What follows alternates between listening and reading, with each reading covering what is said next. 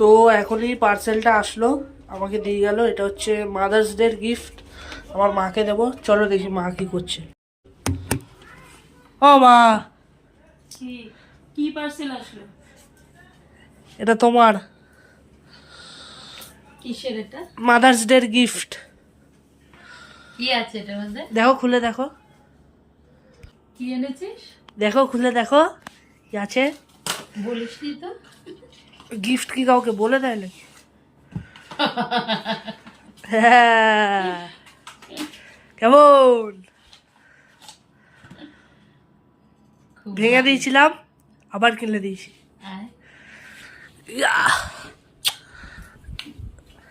Thank you. এবার blog করতে সুবিধা হবে।